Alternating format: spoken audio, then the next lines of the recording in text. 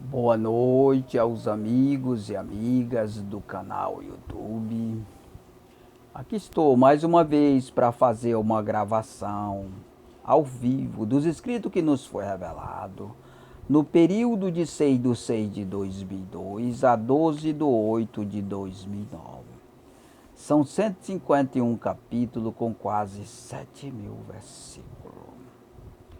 Está aqui em minhas mãos um assunto inédito na internet, né? Que é o capítulo 10 da parte sem letra, que tem o seguinte tema: regra do novo programa que penaliza a lei corruptora e divide o poder financeiro.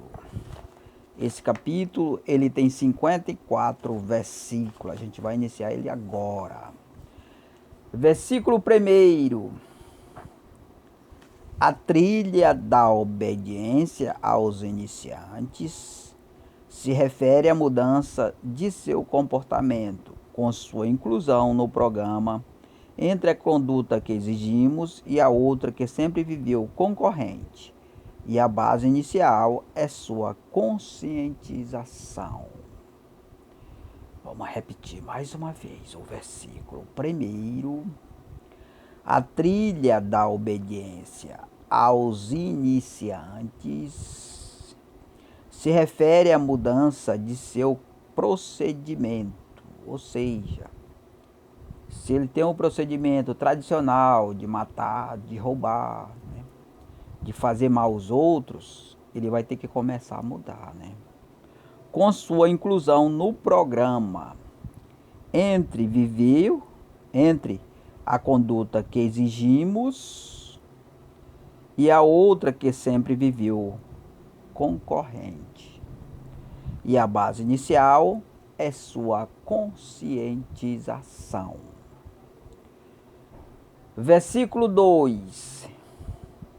O desvio somente é confirmado pelo ato se usamos nosso senso do lado da trilha para detectar leve, moderado e grave desvio de conduta. Vamos repetir mais uma vez o versículo 2. O desvio somente confirmado pelo ato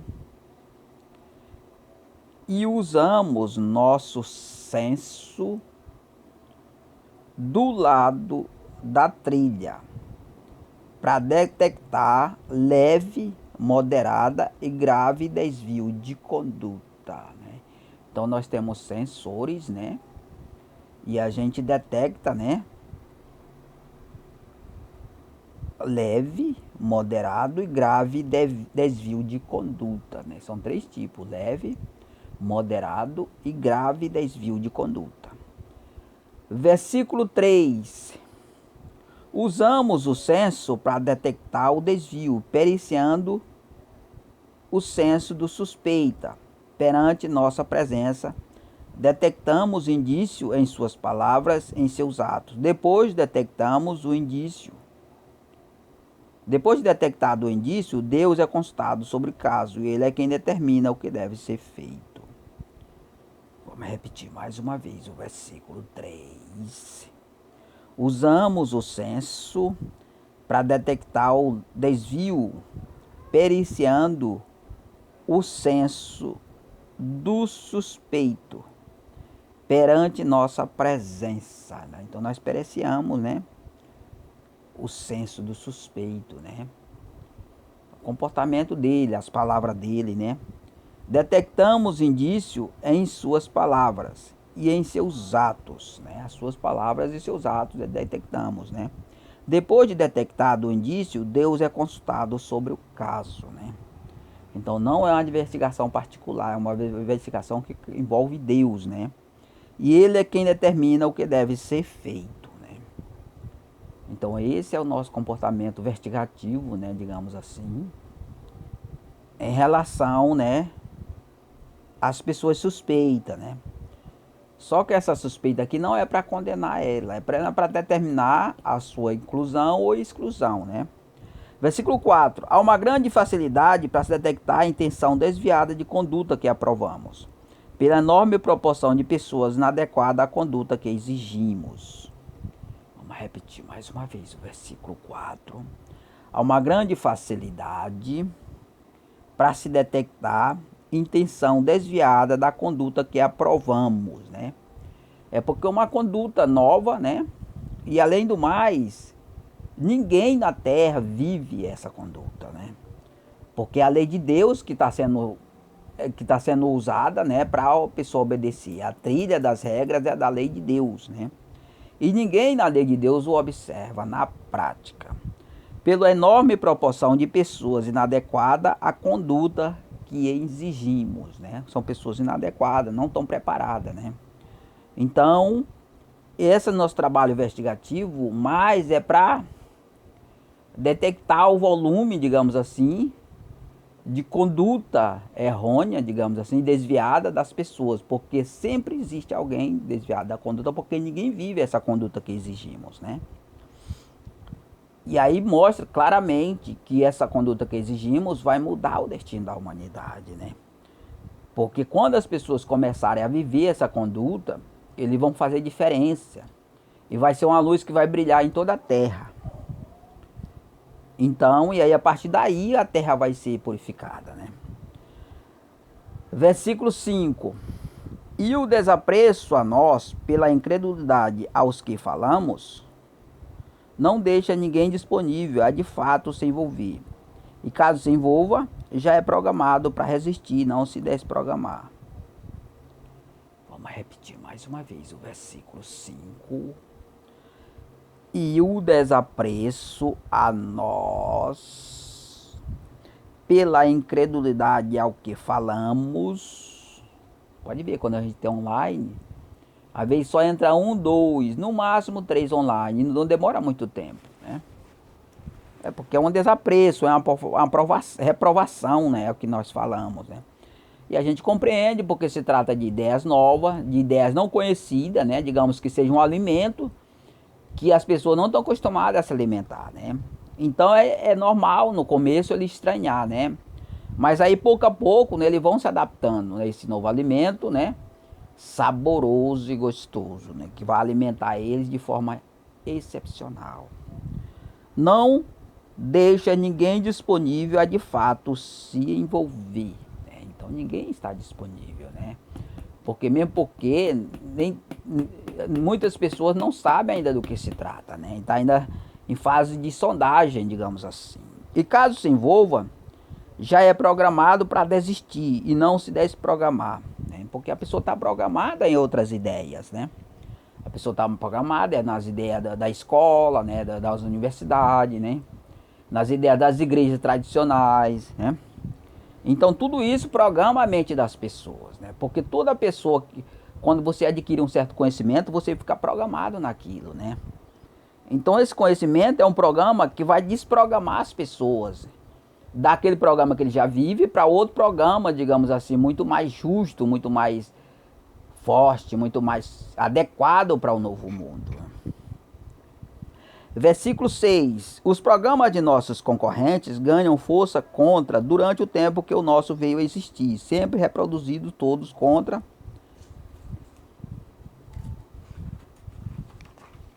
e que tem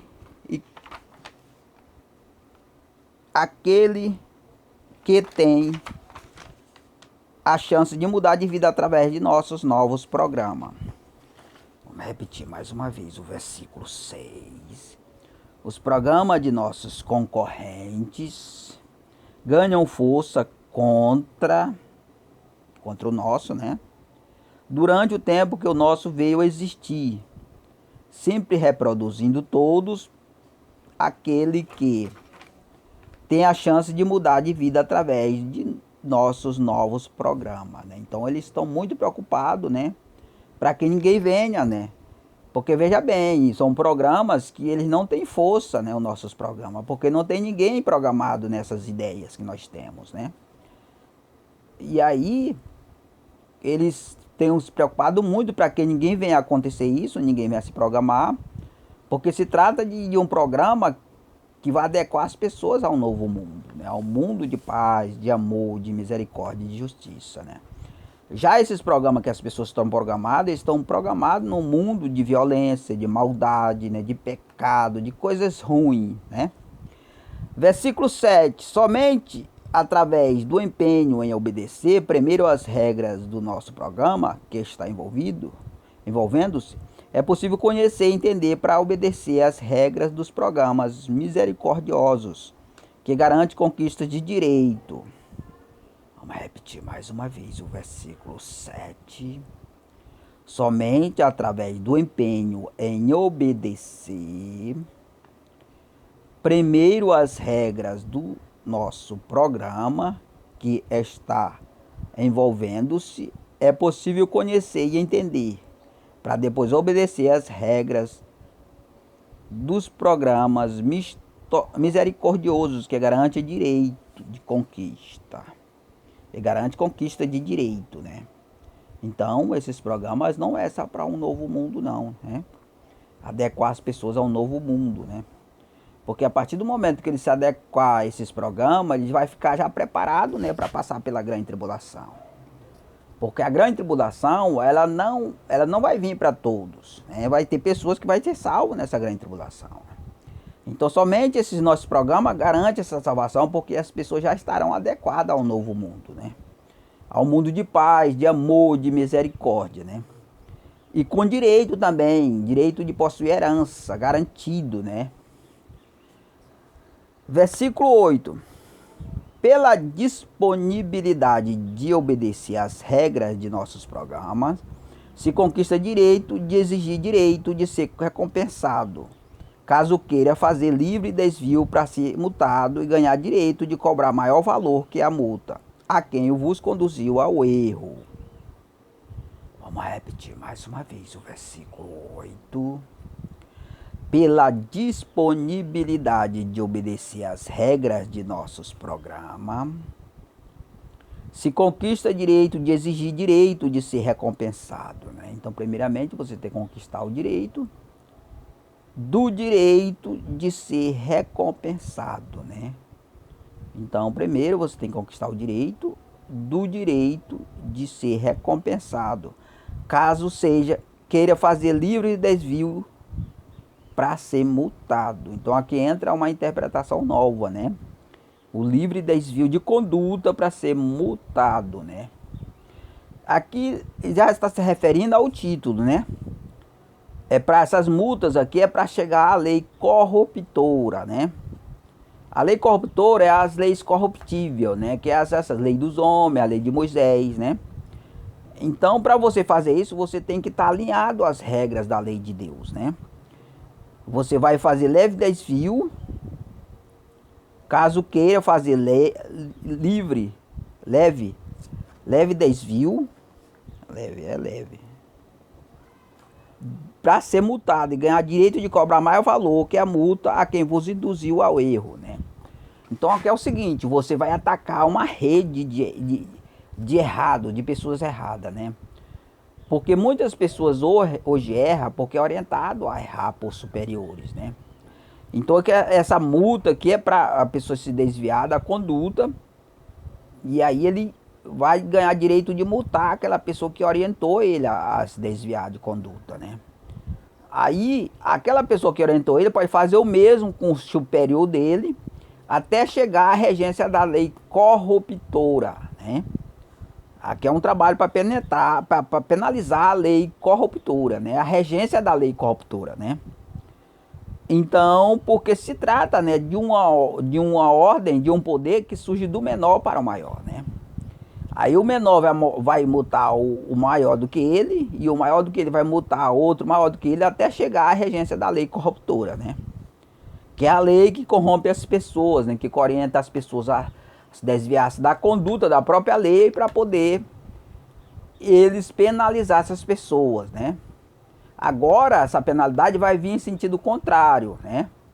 Aquela pessoa que vai ser orientada a errar, ele vai multar aquela pessoa que orientou ele, né? Ele vai praticar aquele erro e ao mesmo tempo ele vai identificar e ele vai multar ele. Aí ao mesmo tempo ele vai orientar ele a multar o superior dele, né? Ou seja, é uma penalidade do menor para o maior, até chegar à lei corruptora, né? A regência da lei corruptora.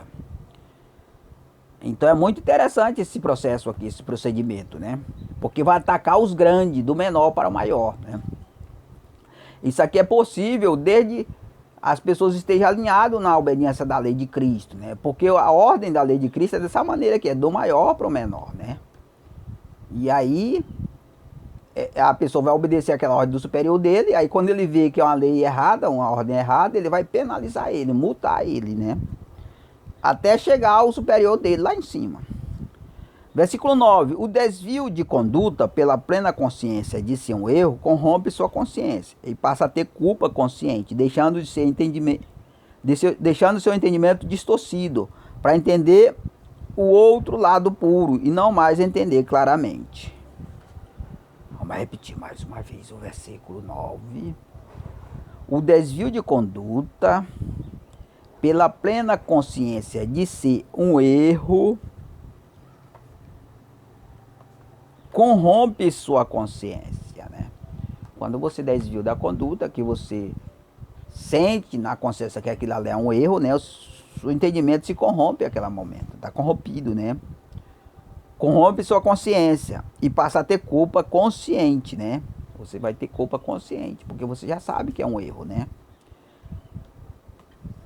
Deixando o seu entendimento distorcido, né? Então, seu entendimento é distorcido, porque você já está corrompido, né? Então, isso vai ficar, né?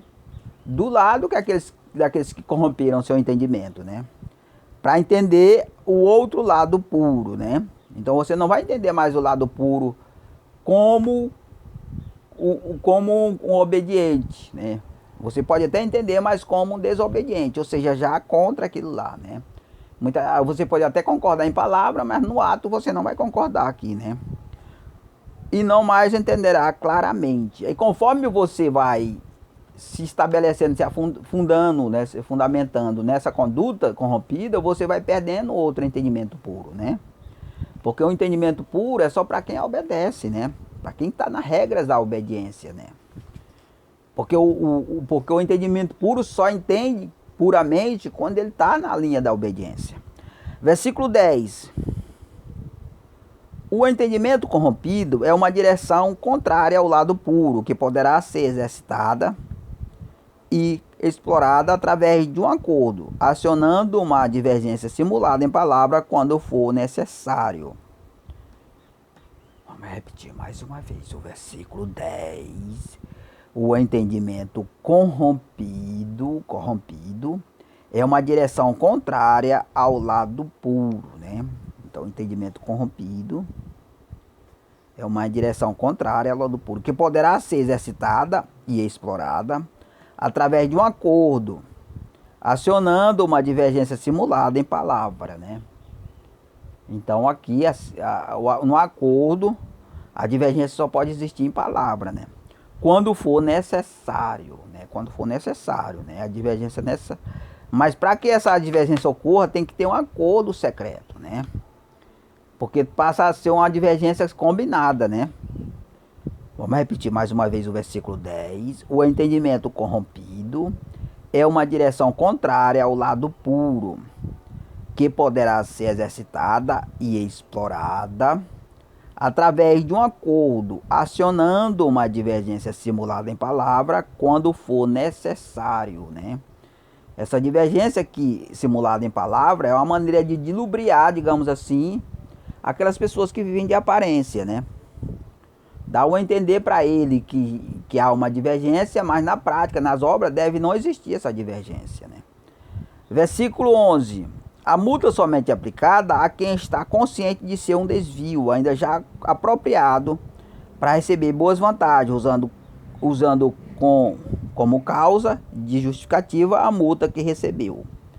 Vamos repetir mais uma vez o versículo 11. A multa é aplicada a quem está consciente de ser um desvio, né?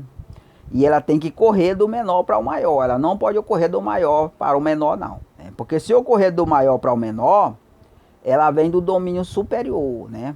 Porque essa multa aqui ela é apropriada do domínio inferior, do menor para o maior, né? Ainda já apropriada para receber boas vantagens, usando como causa de justificativa a multa que recebeu, né? Porque a multa ela vai vir do inferior, né? O inferior vai multar o superior e o superior vai multar outro superior a ele, sabe? É do maior, do menor para o maior, né? Porque ela vem em direção do reino de Cristo, né? Então, irmão, a gente leu aqui 3 versículos, né? A gente vai parar por aqui. Aí na próxima oportunidade a gente vai continuar aí nesse capítulo, né? Então, um assunto muito importante, interessante, né? E eu agradeço a todos aí em nome de Jesus.